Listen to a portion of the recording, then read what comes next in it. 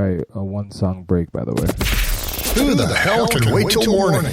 Talk now at latenightsportsradio.com.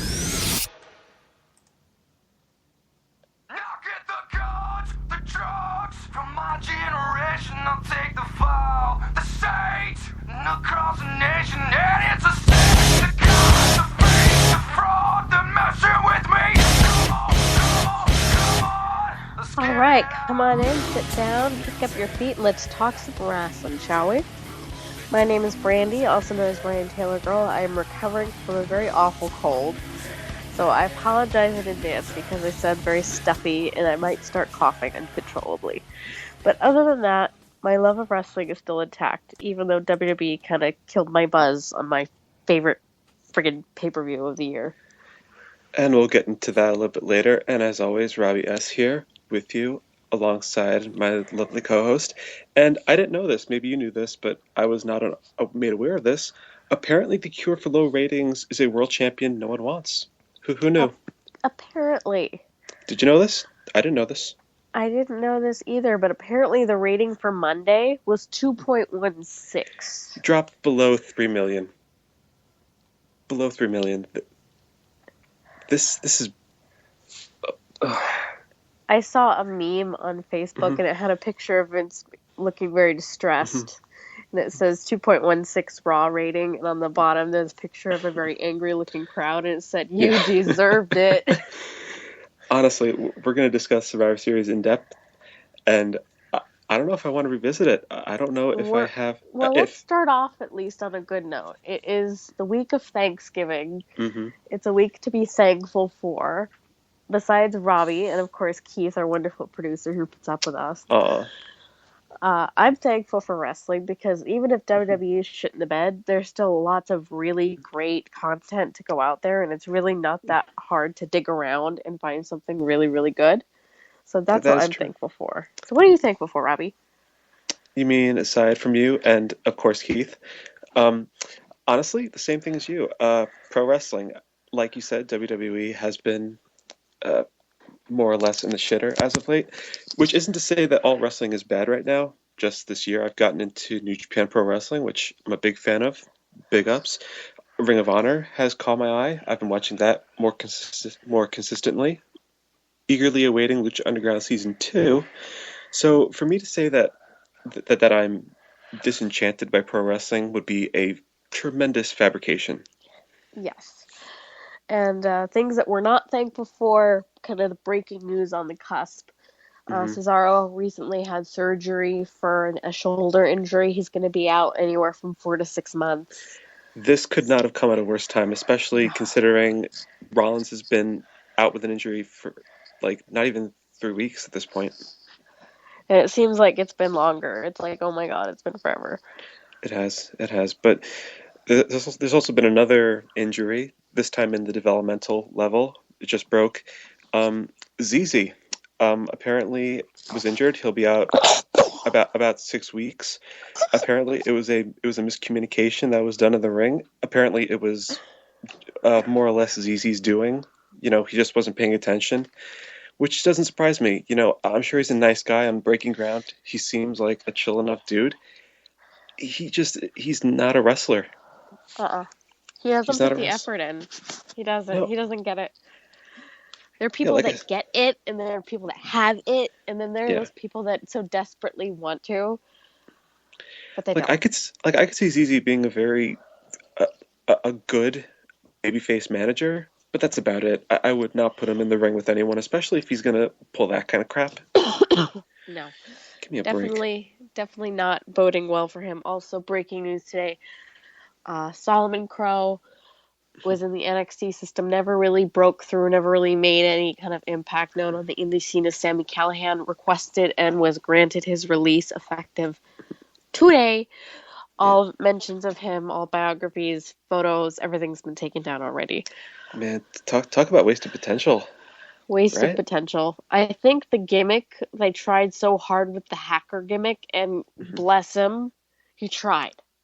Yeah, like I remember seeing the earlier photos and videos of it, and it looked kind of cool because he had the all black, his hair was different. It looked kind of cool. It was kind of intriguing. And then he gets brought up to NXT television, and he kind of just looks like a very angry, orange-skinned troll. And I'm like, what the fuck is this nonsense? They didn't really give him a chance to catch on. It wasn't really getting over with the people, and then they just took him away, and they didn't Yeah, give him he was, anything to work with. So he was the jobber to the stars. he was, unfortunately. However, Sammy, I'm sure, will land on his feet. He was well established on the Yeah. independent scene, so I'm sure good things will wait Sammy Callahan. So we'll go ahead and go into Survivor Series. I will start off by saying it wasn't bad. It wasn't horrible until the ending. No, I'm I think I'll get into my overall feelings at the end, but yeah. So the pre-match match was the traditional 5-on-5 Survivor Series tag team match. And in a surprise, we had Goldust return from injury, team up with the Dudley Boys, Neville, and Titus O'Neil to take on the Cosmic Wasteland, which is the team of Stardust, Connor and Victor, the Ascension, The Miz, and Bo Dallas. In true WWE fashion, we didn't know any of the competitors until the last minute, so And then they put the match that put the show on the map, they put it on the fucking pre-show. and Like, really? to make matters worse, the babyfaces won.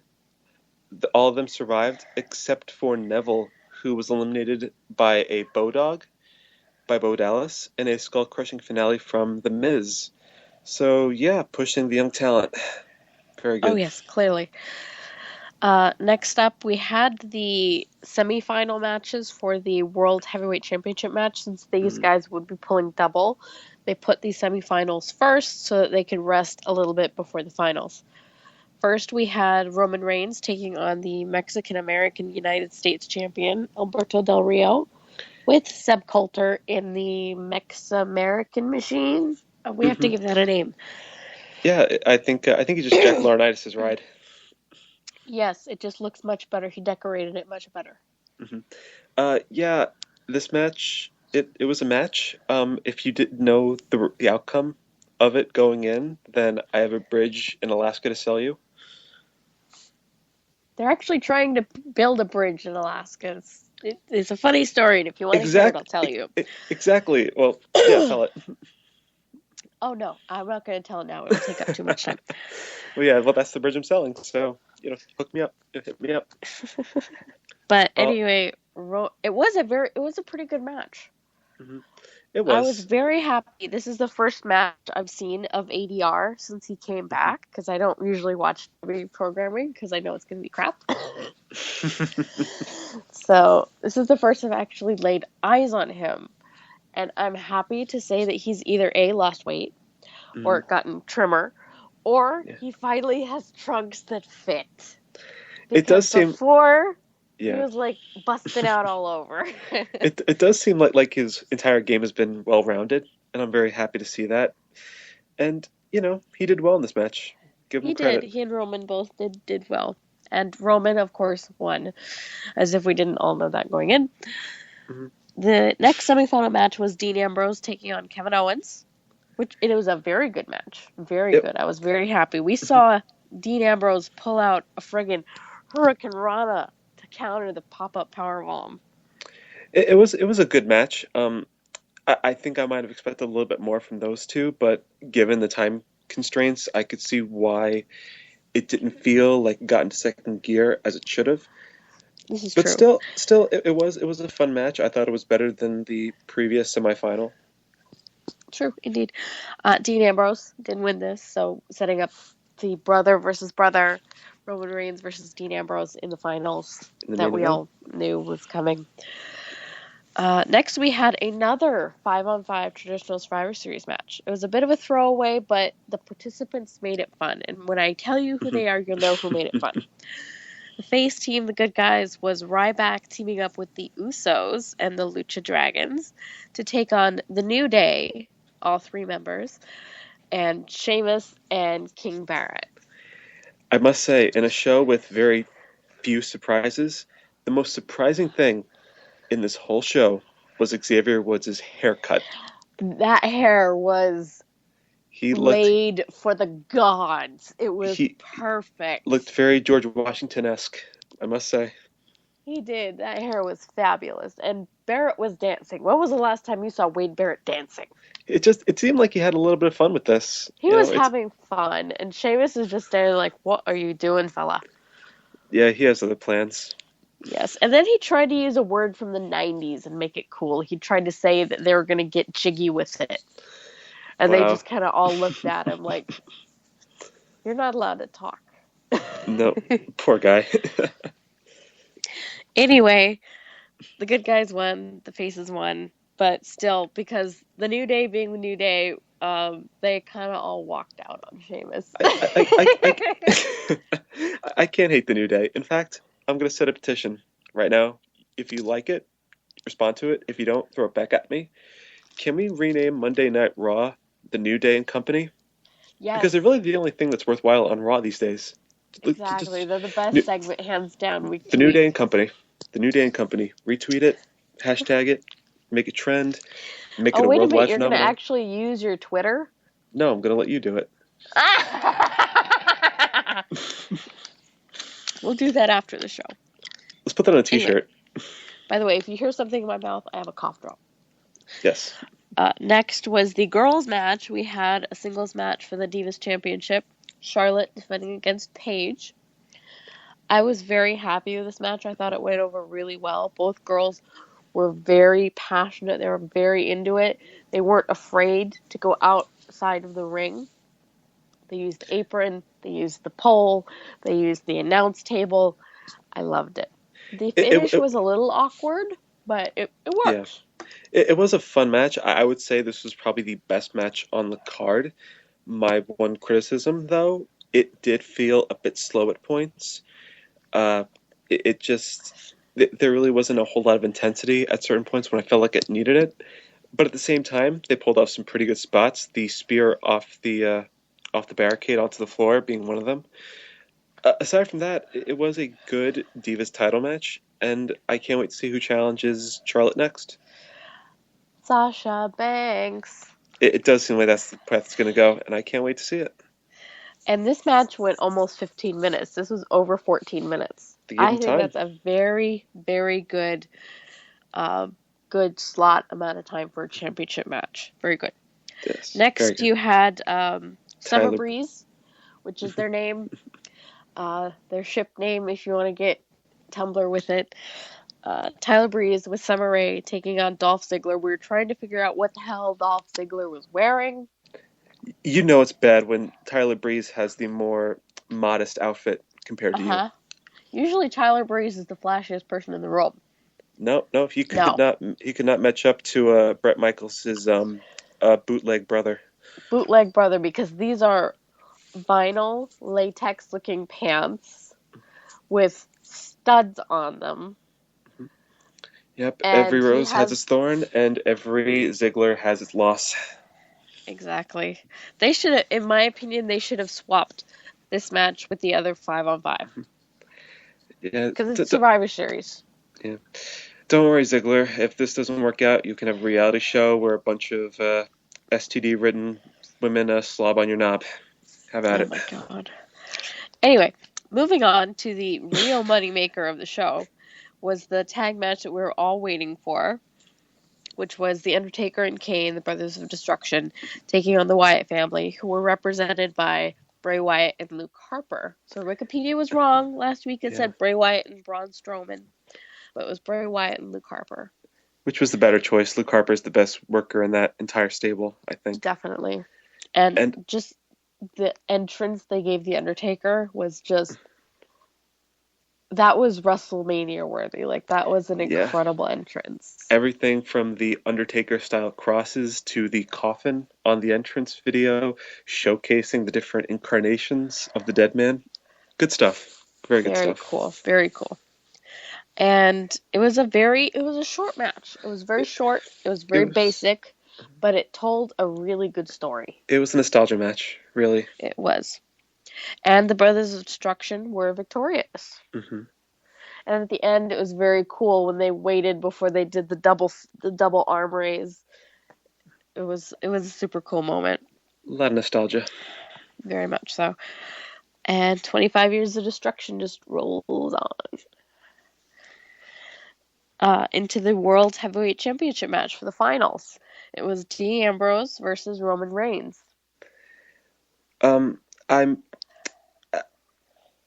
thought it was good, but it definitely felt like it stopped when it started to really get great. You know what I mean?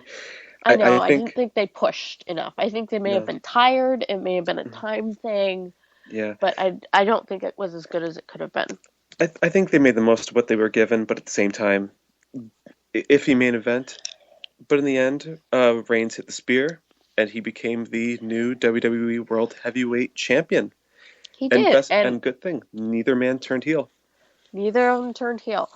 And in a twist, because usually you'll see what happens when I'm saying so, is they had the confetti come down, Triple H comes out, he goes to shake hands with Roman, Roman refuses him, backs off, spears Triple H for a huge pop. Everybody loved him at this point in time.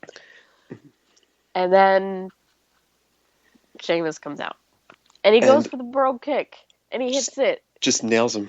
It kicks out at 2. And then Sheamus hits him another Brogue Kick. And he is the new World Heavyweight Champion. In all 34 seconds. Yep. Triple H raised Sheamus' arm at the end. So the Authority has their new champion. They have a new puppy. And, okay. I gotta talk about Survivor Series overall. Go for it. I might be hinging on hyperbole here. You might disagree. I will say this: Survivor Series has been probably the worst show of the year, worse than the Royal Rumble, and I'll tell you why. Worse than Fastlane. Worse than Fastlane, and let me tell you, every match on this card was predictable. If you watched WWE for any length of time, you could look down the match card and predict who was going to come out victorious.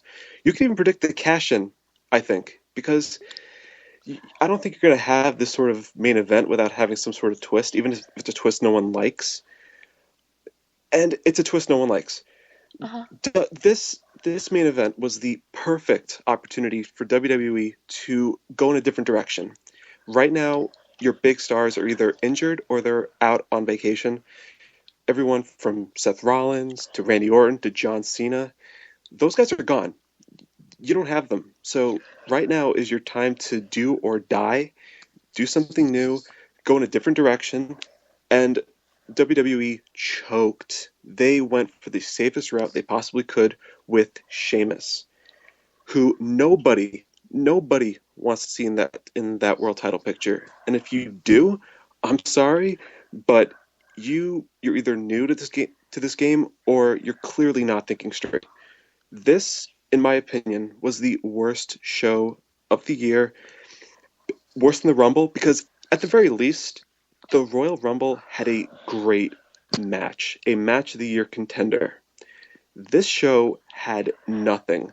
It was nothing, but it was so I don't even want to call this pay-per-view. I'm going to call it an abortion of... It's a miscarriage of justice. That's what it is. To me, WWE had the best opportunity. They had something special, and they floundered it. They floundered. They completely, absolutely wasted this opportunity.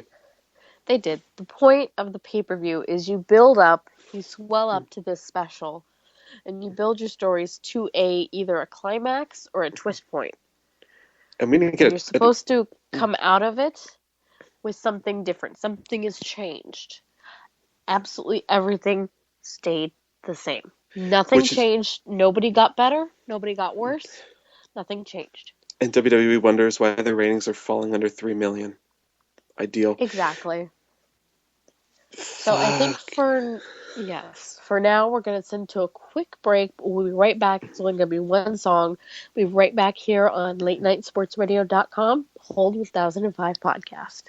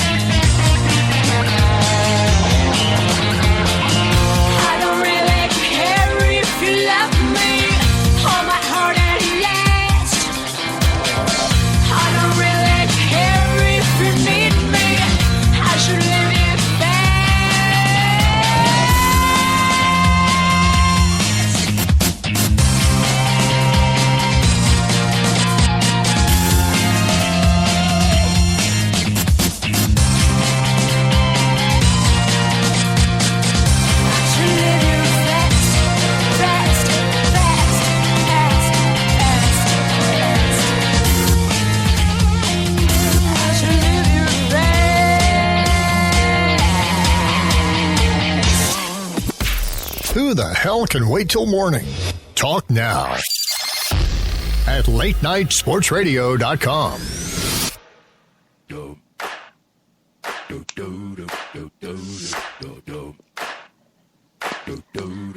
All right, welcome back as I avoid dancing and tripping my cat out even more because her mother is very weird.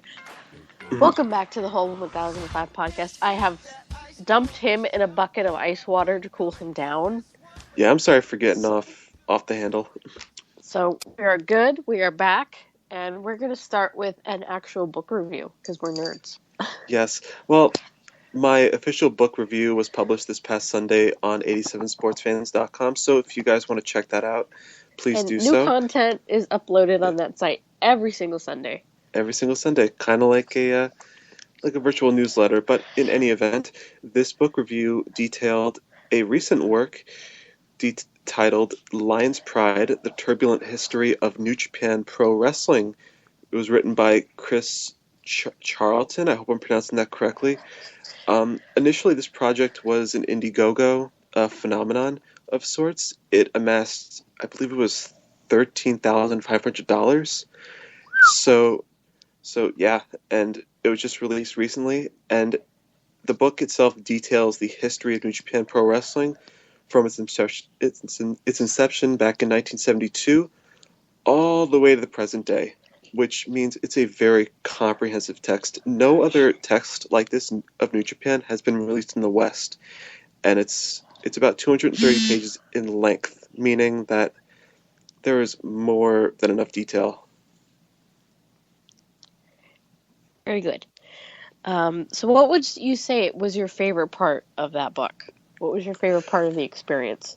My favorite part of the experience, without giving too much away in the review, as well as his book, because I want people to check it out. Antonio Inoki, this man is fucking crazy. This, like, I get that he's a beloved Japanese wrestling figure. I get that people loved him back in the day. I get that there are people who adore him now. But just the business side, his business endeavors blew my mind when I read about them. Just, him, taking money and his fight with Ali, which was well publicized. Everything that the guy did from a business standpoint blew me away. And I think people who were curious about Inoki's behind the scenes endeavors will get a kick out of this particular book. Definitely a worthwhile read. Yes. Right now it's available on Amazon. The paperback is, I believe, around $35 with shipping included. The Kindle version, however, is $9.99. Regardless of whichever format you choose, I think you'll come away very, very satisfied because, this isn't me. Full disclosure, I was not paid to write that review. I paid for it out of my own pocket. I'm simply a fan who's curious to learn more about a promotion that I just started watching. Exactly, and it's always cool to learn interesting different details because I think with the major promotions, like the majority of fans in the West know the story. They know the history, the basics. But with New Japan, especially for a Westerner, a lot of things we don't know a lot about the inner workings. Yeah, I mean, right now it's riding this sort of wave of international popularity, which is great. I'm very happy they're doing it because it serves as an alternative to WWE. But at the same time, fans aren't privy to the deeper details, which is what books like the one Charlton created. That's why they matter, and I think he did a great job. Definitely something I'll be checking out. And since we're talking about New Japan, the land of the tournaments, has started a new tournament. It's their World Tag League. It started back on the 21st, and it will go through December 9th. And like with the G1, there are two blocks of competitors, of teams. In Block A, you have Tanahashi teaming up with Michael Elgin, Kazuchika Okada teaming up with Yoshihashi, Kazushi Sakuraba teaming up with Toru Yano, which is just my favorite team because Toru Yano is just a goof. And help me out here, sweetie. Manabu Nakanishi and Yuji Nagata. If you watch WCW, you know who Yuji Nagata is. Christopher Daniels and Kazarian, The Addiction, Bad Luck Fale teaming up with Tama Tonga, and Togi Makabe and Tomoaki Honma. There you go. So that's Block A. That's Block A. And then Block B is Evil, teaming up with Tetsuya Naito. Evil, for those who aren't in the know, is the former Takake Watanabe. Evil's much easier to say. Yeah, okay, fair enough. Last year's winners, Hiroki Goto and Katsuyori Shibata. A.K.A. Mayu Tag. Indeed. Hiroyoshi Tenzan and Satoshi Kojima. Tenkoji.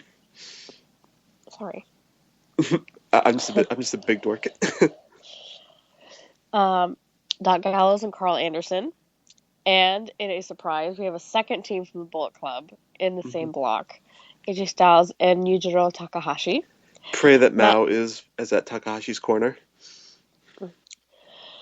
Matt Taven and Michael Bennett of the Kingdom. And Shinsuke Nakamura teaming up with Tomohiro Ishii.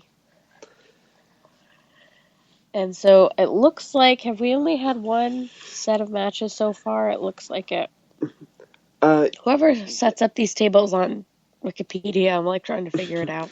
Yeah, well, the shows started taking place back on the 21st. They are set to last until the 9th. So I believe a few shows have already passed. So It's just that the matches, the Block A, Block B matches themselves are spaced out oddly from what I've seen. they are. So I'm just gonna go through with each team, and it looks like they've each had in Block A they've had 2 matches, and in Block B looks like half of the teams have had 2 matches. It looks like there'll be another Block B show coming up. It would seem Just that way. looking from the so Bad Luck Fale and Tama Tonga took on Daniels and Kazarian. And Daniels and Kazarian, who won that one? I believe it was Daniels and Kazarian. Okay, because it doesn't tell you in here who won it. Oh, it does. Okay, I figured it out now. And Bad Luck Fale and Tama Tonga also took on the team of Okada and Yoshihashi, which was won by Okada and Yoshihashi. So Bad Luck Fale and Tama Tonga are not off to a great start. Daniels and Kazarian, already aforementioned, took on the team from the Bullet Club. They also took on Tanahashi and Elgin, which was won by Tanahashi and Elgin. It looks like Tanahashi and Elgin have taken on Okada and Yoshihashi, in which Tanahashi and Elgin were victorious. I'm sure that was a good match. Well, of course, you got 4 really good talents. Even Yoshihashi, who I think a lot of people tend to sleep on. Yeah, definitely tend to sleep on those ones. And then they also took on Nakanishi and Nagata. Did I say that right? Nakanishi and Nagata, yes. Okay, and Okada and Yoshihashi came out on top in that one. Sakuraba and Toriyano took on Makabe and Honma, in which Sakuraba and Yano won. Poor Honma, he can't get any points in the G1. He's not getting any points so far here either. Right? I don't. I'm hoping that this leads to something. This should lead to Wrestle Kingdom. Like, just a big moment for that guy. Indeed. So they also, Nakanishi and Nagata had a match with Okada and Yoshihashi, in which Okada and Yoshihashi won. And then Makabe and Honma also took on Sakuraba and Yano, and it was won by Sakuraba and Yano. Man, that's such a cool team, Sakuraba and Yano. You have the goofball and the badass. Indeed, I'd like to see, it'd be like those teams of Big Brothers, and they would try and pick on Yano, but then they'd have to deal with Sakuraba, and it's like, no, I don't want to get my ass kicked. It's like, no, more like, I don't want to die. Yes. So let's see, for Block B, it looks like Styles and Takahashi took on Tenzan and Kojima. I said that wrong again. Yeah, Kojima. Okay. And they won. Yep, Tenkoji moves on. And then Doc Gallows and Carl Anderson have taken on Evil and Naito, in which Evil and Naito came out with the win. They took on Goto and Shibata, and Goto and Shibata won. But they finally won because they took on Matt Taven and Michael Bennett, and I bet you Matt Taven was their downfall. They have to be, because Bennett's awesome. I like him. Bennett is amazing. He's a Patriots fan. He has my love eternally. So a little bit of bias. Just a little bit. Just a touch.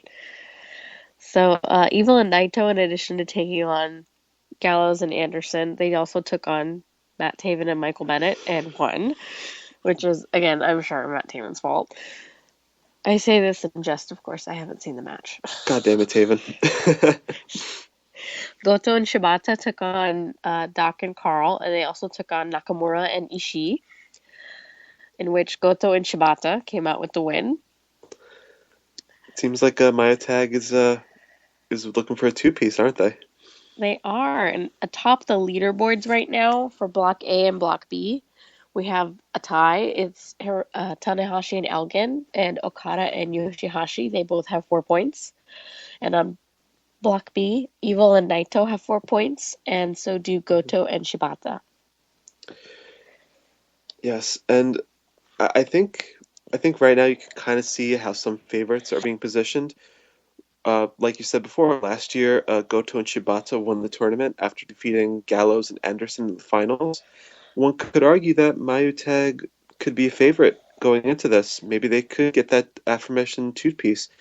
Then And I think again, Naito and Evil have sort of been riding a wave of popularity as Los Ingobernables, I believe I'm pronouncing that correctly, as this new heel faction that here's the thing I love about Naito and Evil. You know how Bullet Club has kind of like this sort of even Steven popularity. How in Japan they're reviled, people don't like them, but in the States people love them. Everyone wants to hang with BizCliz. You know what I mean? huh? I think it just seems like Naito and Evil are just pure heelish dicks, and I love that about them. They just don't care who who hates them. That they'll attack anyone. They'll attack the referees. They'll attack the young lions. They'll even attack the commentators, which is insane. And I'd like to think that this tag tournament could help them in the long run. Definitely. And of course, the Bullet Club, they have the advantage of already being on teams, especially with an established team like Carl Anderson and Doc Gallows, Mhm. or Bad Luck Fale and Tama Tonga. I apologize because my voice is just disgusting right now. And then the other favorite would have to be. Crap, I just had it in my head. It's gone. It's gone. It's gone. Just wait. It's It's gonna come back to you as soon as we're done. As soon as we're done, it'll come back to me. But it'll be interesting to see how it progresses, to see who continues to be a favorite. I definitely think you have to keep the last year's winner in mind because Mhm. out of all these teams, I think Goto and Shibata have been teaming the longest because they've literally known Yeah. each other since they were kids. Yeah. They were classmates. Mhm. Yeah, I think So, Shibata's been in training longer than Goto, slightly longer, but that's just what I know. I think. I think slightly. I'm not sure by how much. But they're definitely my pick just because they've Yeah. won it before. They're the most established team here. I think they could be usurped by, say, Tanahashi and Michael Elgin, who've proven to be an actually very effective team. Yeah, not to mention Michael Elgin's become very popular in Japan. I think the G1 Climax really helped him. Definitely, and that was, that's been his dream since he was a little boy, was to compete in Japan. And he's living it, So to man. get to see him to go back for a second major tour in Japan, Yeah. 2015 has been a great year for Michael Elgin. Yeah, and I don't think it's going to end because rumor has it, and this is just a rumor. This is totally unsubstantiated. Apparently, there's this rumor going around that Michael Elgin will be challenging for the ROH title, which is currently held by Jay Lethal, cashing in his match at Wrestle Kingdom 10 in January, making it a special attraction. So, who's to say? Maybe Michael Elgin will be able to reach a higher plateau. Maybe that would be very cool. It would be a very nice way to Yeah. start off 2016 if that was true. Even if he Yeah. doesn't win, that would be a great way to start off your year. Yeah, because Wrestle Kingdom 10 is already shaping up to be a very fun show in general. Speaking of Wrestle Kingdom 10, they did announce the American commentary team for Wrestle Kingdom 10. Hmm. Sorry, kids, no JR this time. It will be Matt Striker and Kevin Kelly. Who have done the King of Pro Wrestling show a number of months back. I've made my feelings clear on that particular team. I don't have an issue with Matt Striker. In most cases, I think that he could be a good commentator when he's leveled out by someone else. I just don't think Kevin Kelly's the right person for it. It just seems like he's lost when it comes to New Japan content. So I would have liked to have someone else in that role.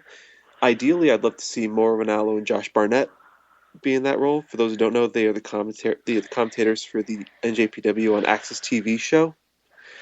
I'd like to see them, but I guess it's just a matter of money. I can't imagine that Ranallo and Barnett are exactly cheap. But You know, and that's Jim Ross probably isn't cheap either.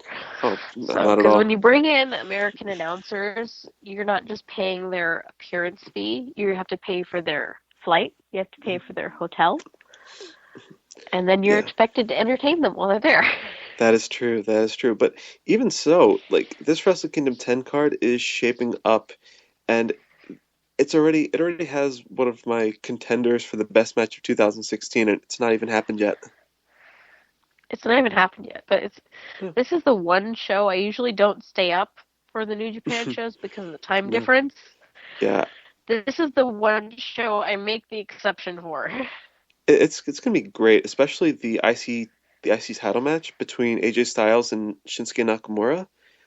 Fucking right. That's the It's gonna first be time. incredible. That's the first time they're gonna meet up in singles competition, and I cannot wait for it. It's going to steal the show, just like Nakamura's match in Wrestle Kingdom 9 last year did. But that's just me talking.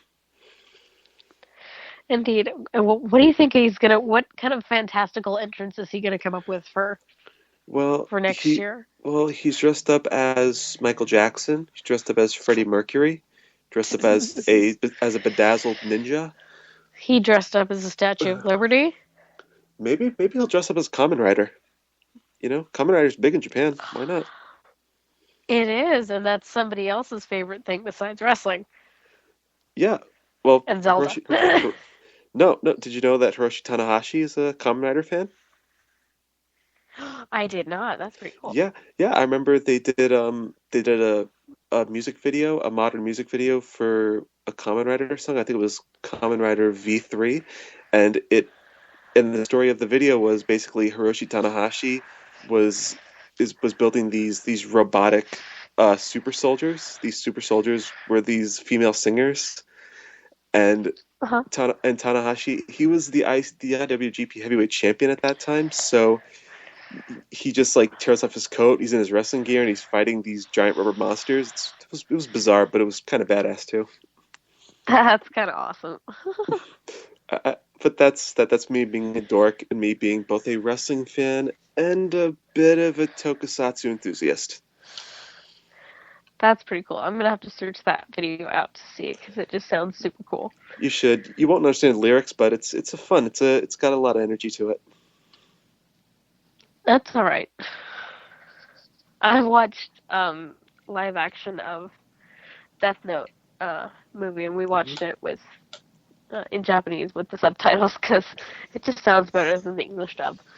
It does, especially since a lot of English dubs aren't that great. And a lot of English adaptations really aren't that great. But then again, that's me watching Saban's Masked Rider back in the early 90s, which, you know, let's just say that we're very lucky that this isn't a tokusatsu podcast. Otherwise, I can go detail about that as well. I'm sure, and someday we probably will do that. But until then, we'll see you next week. Happy Thanksgiving from all of us here on Late Night Sports Radio and Hold 1005 Podcast. Good night.